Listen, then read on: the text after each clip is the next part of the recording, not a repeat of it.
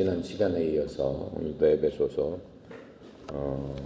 공부해 보도록 하겠습니다. 자, 오늘은 에베소서 지난 시간 1장 14절까지 했죠.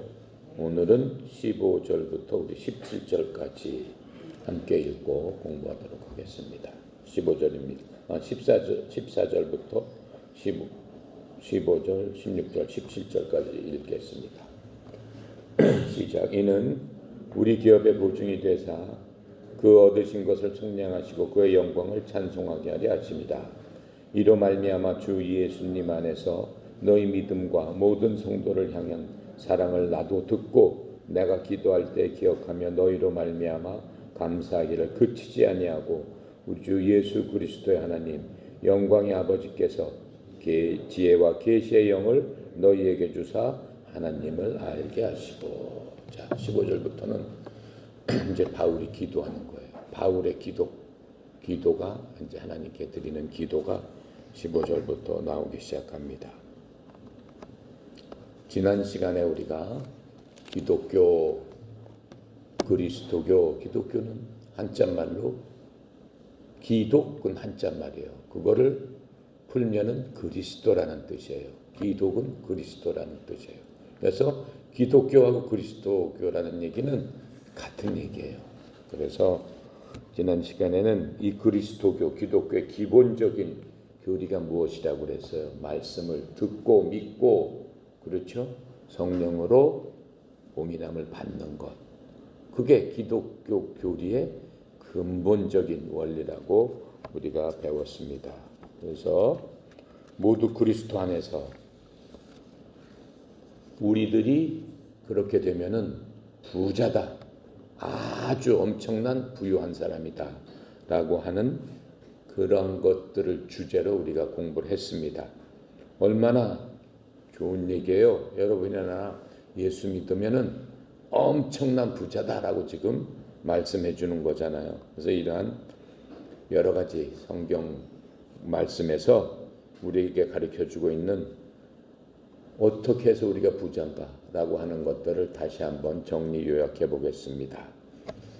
우리가 부자가 된 원인은 누가 줬기 때문에 부자가 된다라고 하는 거잖아요. 그 부여의 근원은 누구부터 온다?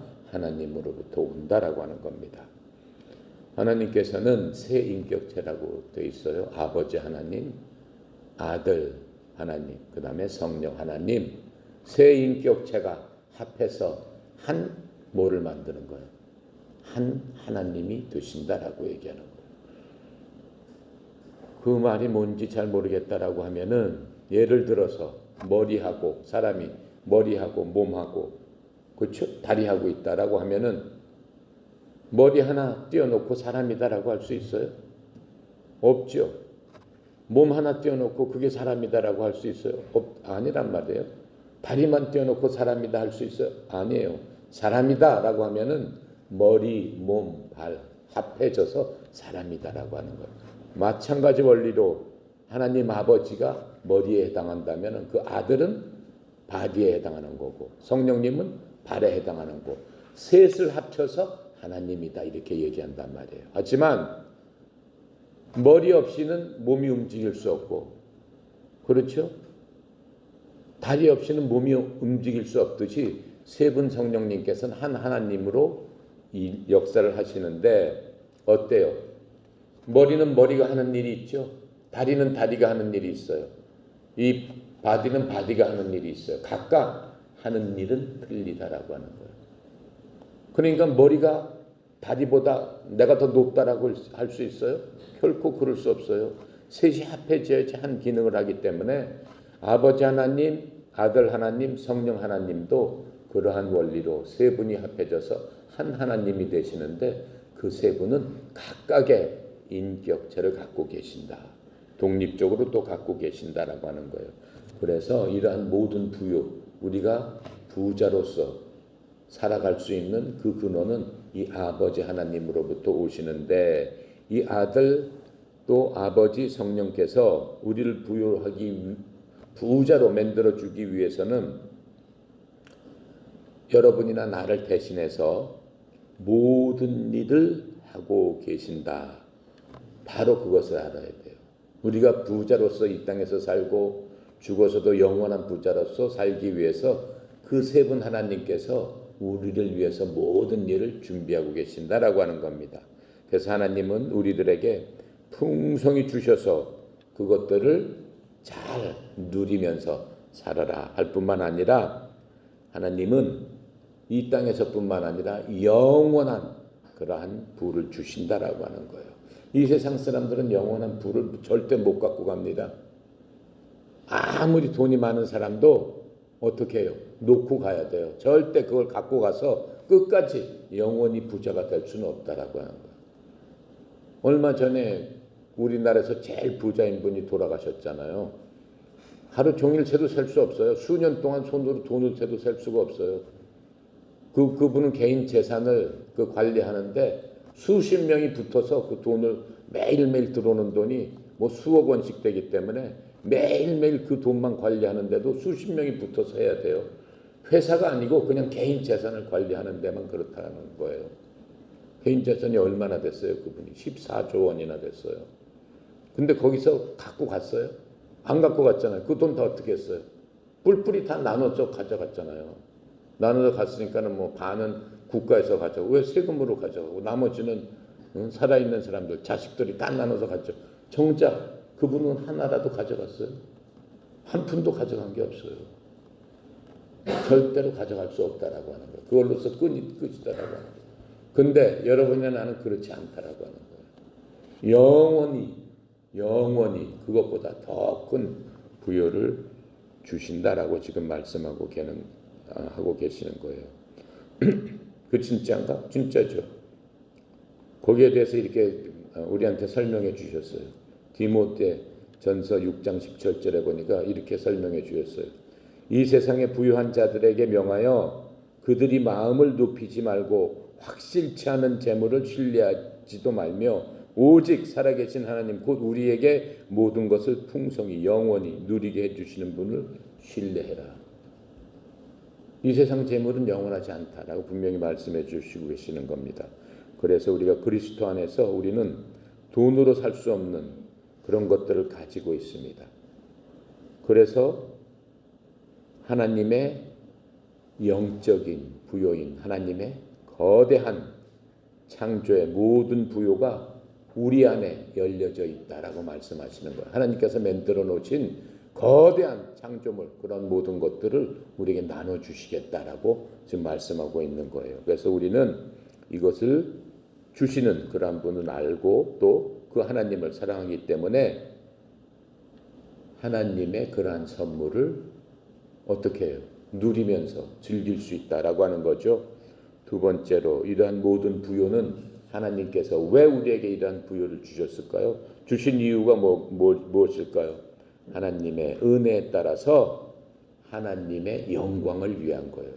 우리 보러 잘 먹고 잘 살아라라는 그런 게 아니고 그렇게 주심으로써 하나님께서 영광 받으시기 위해서 그렇게 주셨다라고 지금 설명하고 있어요.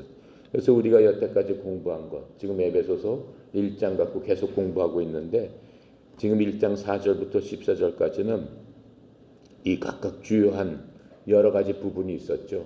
굉장히 중요한 그 하나님의 비밀이라고 했어요. 그래서 이러한 비밀과 더불어서 이 선물을 우리에게 주셨다라고 하는 게 우리한테는 정말 큰 축복이고 우리한테는 너무 중요한 거죠.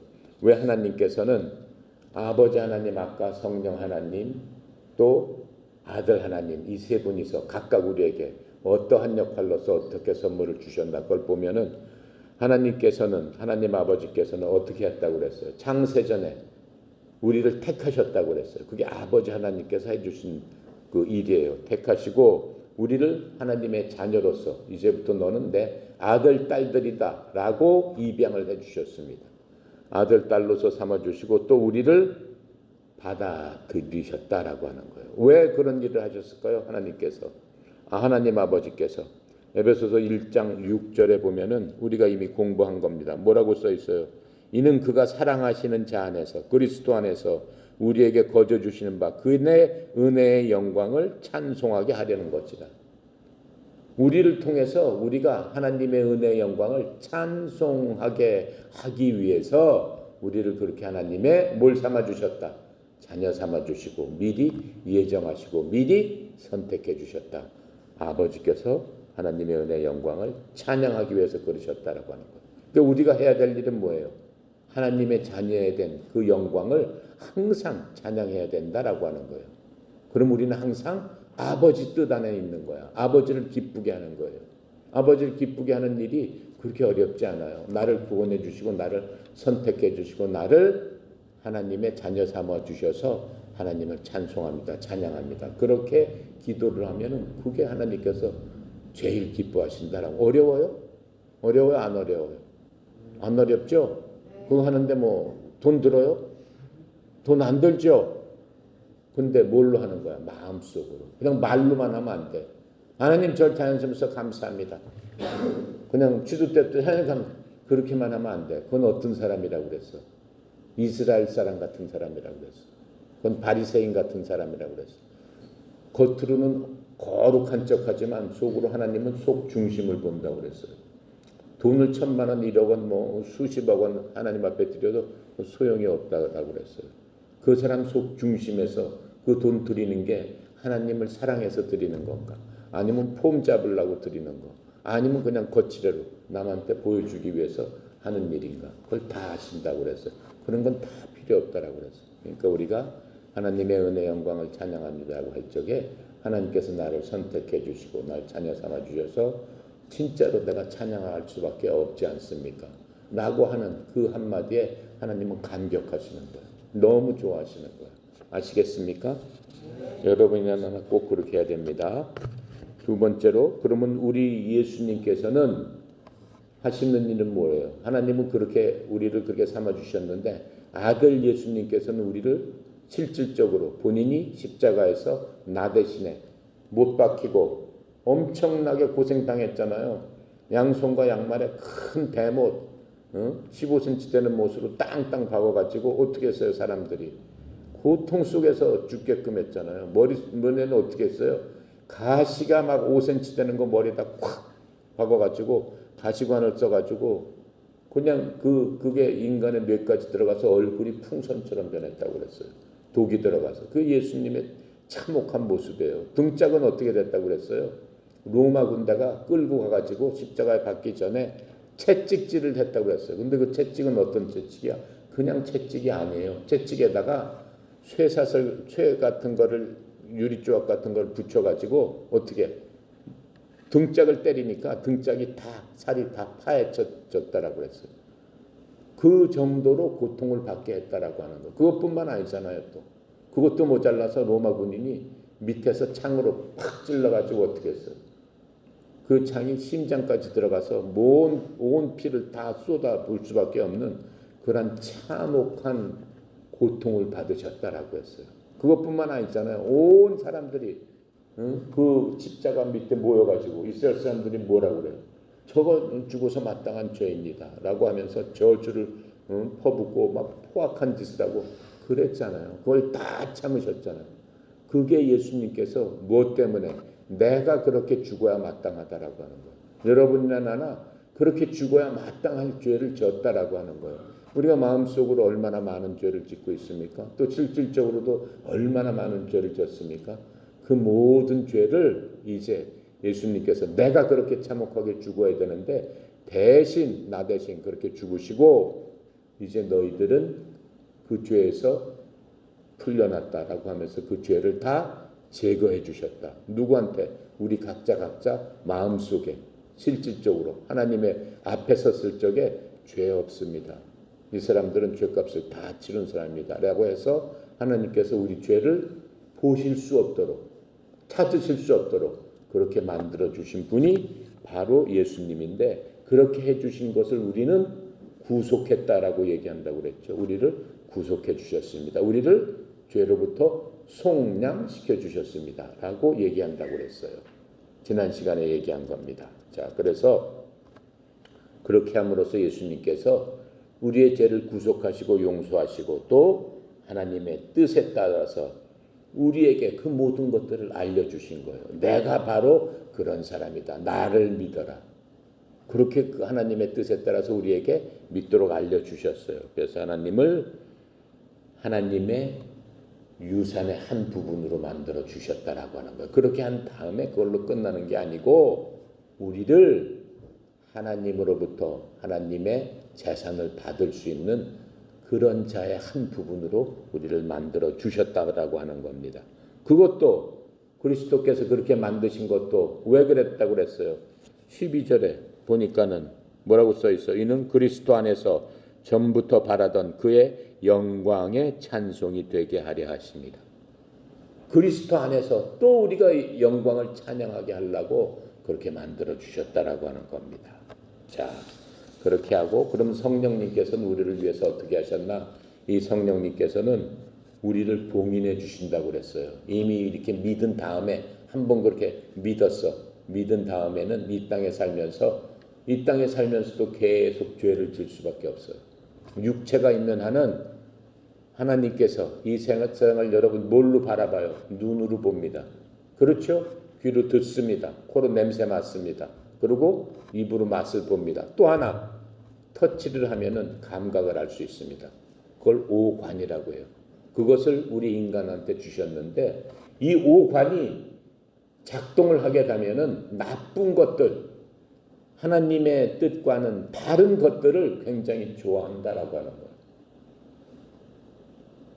사람은 그렇게 악하다라고 지금 얘기하는 거예요. 그렇죠? 인터넷 사이트에 보면 보지 말아야 될 것들 많이 있어요. 게임 중독되는 사람들도 많이 있어요. 어린 사람들 많이 있어요. 그건 악한 거예요, 다. 게임 중독되면 어떻게 해요? 밤낮으로 게임만 하기 때문에 자기 영혼이 어떻게 돼요? 멍해지는 거야. 띵해지는 거야. 안 하면은 중독이 됐기 때문에 못 사는 거야.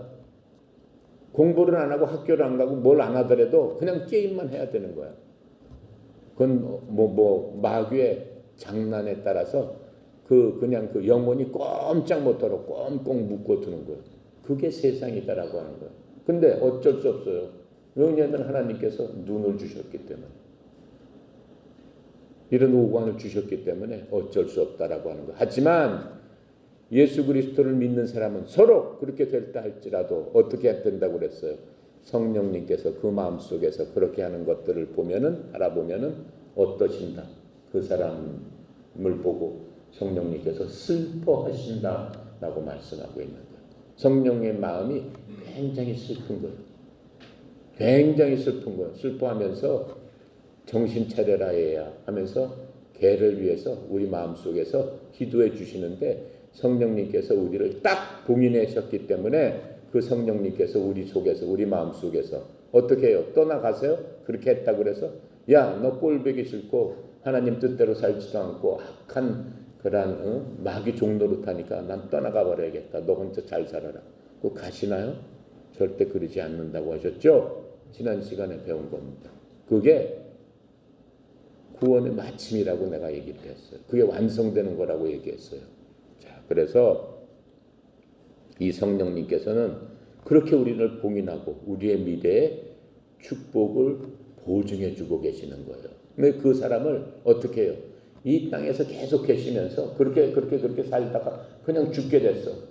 죽는 순간에는 하나님한테 가는 걸 알아요. 하나님, 우선 회개를 하겠죠. 하나님, 제가 일생 살면서 돌이켜보니까 정말 내가 예수 믿었는데 예수님 말씀대로 살지 않고 하나님의 뜻대로 살지 않고 이제 죽어가는 순간에 회개를 한단 말이에요. 하나님 잘못했으니 용서해 주세요. 하나님 어떻게 하시겠어요? 에라이 자식아 모르겠다 그러시겠어요? 너 가는 뜻대로 가라 그러시겠어요? 하나님 그러실까요? 어떻게 하시겠어? 어떻게 할까? 주님은 어떻게 할까? 비몽사몽이야? 내들도 너무 피곤한가 보지. 꿈속에서 아마 알 거야. 성령님께서 알려주실 거야. 절대 그러면 안 됩니다라고 할 거야. 죽는 순간에 후회하는 거야. 죽는 순간에 회개하는 거야. 죽는 순간에 회개했다고 해서 여태까지 다 잘못한 거 그냥 끝이야? 그러면 너무 억울하네. 여태까지 잘하면서 산 사람 같은 집에 가서 살면 억울해 안 억울해? 대답을 해봐 솔직히. 억울해 안 억울해? 민혁이 억울해 안 억울해? 억울하지? 민혁이는 열심히 하는데 그놈은 띵까띵까 놀다가 죽을 적에 그럼 잘못했습니다 그러고 같이 민혁이네 집에 가서 좋은 데가 살으라 그러면 억울하지? 민혁이도 열심히 놀 거를 그치? 내는 무슨 거야? 너는 그래도 어떻게 해야 돼? 놀면 돼 안 돼? 안 되지. 열심히 해야지. 그럼 민혁이한테 뭘 줄까? 좋은 집을 줘요. 3층 집 같은 걸 줘요. 하나님께서는 그런 하나님이 아니야. 죽을 적에 간신히 해서 구원받았다면 그 사람 뭘 줘? 거의 초가집 같은 걸 줘요. 성경에서 뭐라고 돼? 너를 구원을 해주되 불 속에서 건져낸 자와 같다라고 말씀하고 있어요. 하지만 결코 하나님께서는 어떻게 해요? 우리를 보증해 주셨고 성령님께서 함께 계시기 때문에 성령님께서 어떻게 지옥에 가실 수 있어요?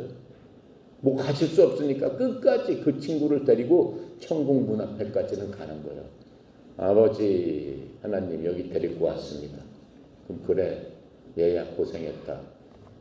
그렇게 놀고 못된 짓 하느라 고생했다. 그래도 내 아들이니까 어디 내 집에 들어와서 사는데 민혁이네 집보다는 못한 집에서 살게 되는 거죠. 그래도 구원은 받는 거예요.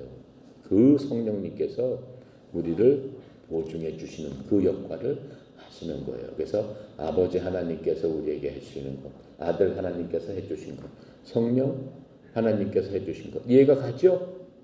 그래서 우리들은 어떻게 해요?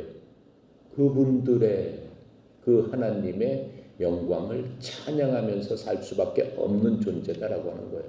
여러분 찬양하는 마음이 거저 나오지 않아요? 그래요 안 그래요? 거저 안 나와? 거저 나오죠? 찬양 하나 합시다.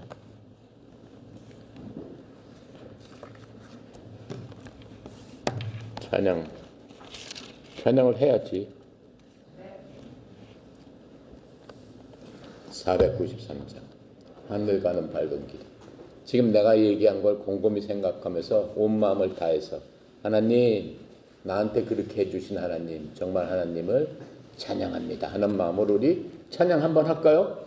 하나님의 영광을 찬양하는 거예요. 하늘 가는 밝은 길이 하늘 여러분이나 나한테는 하늘 가는 밝은 길이 그냥 열려져 있어. 그러니까는 찬양을 안 할 수가 없어. 하나님 감사합니다. 가만히 있어도 얼굴에 그냥 웃음꽃이 피는 거야. 그렇지? 자, 하나님의 은혜 영광을 찬양합니다. 우리 함께 찬양하면서 정말 온 마음을 다해 하나님 감사합니다. 정말 죽을 수밖에 없는 죄인이지만 그래도 하나님께서 이렇게 살려주셔서 하나님의 자녀가 됐습니다. 내 앞에 놓여있는 큰 부요를 생각합니다.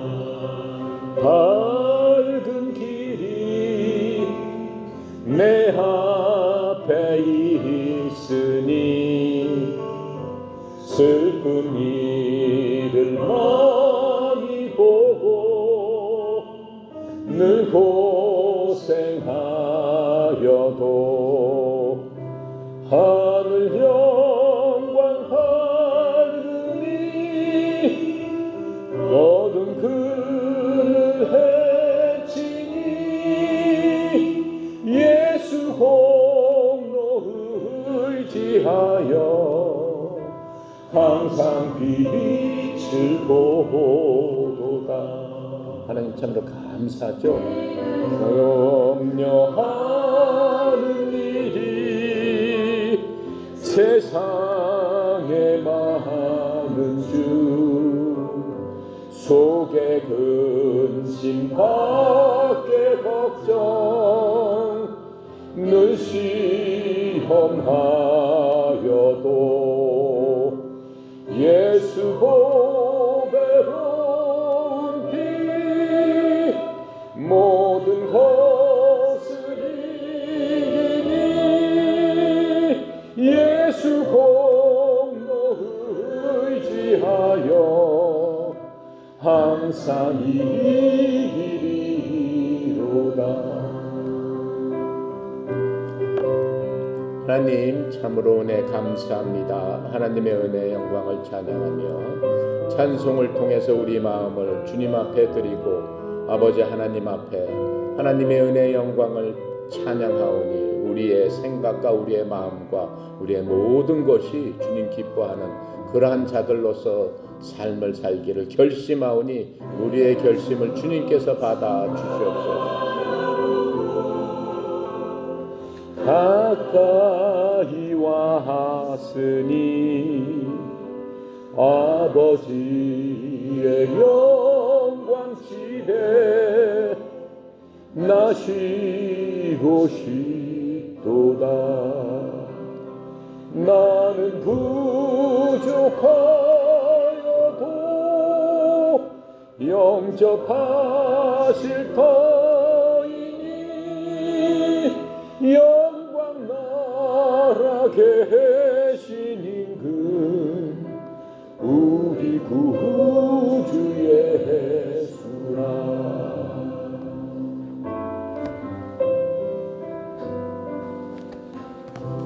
아멘.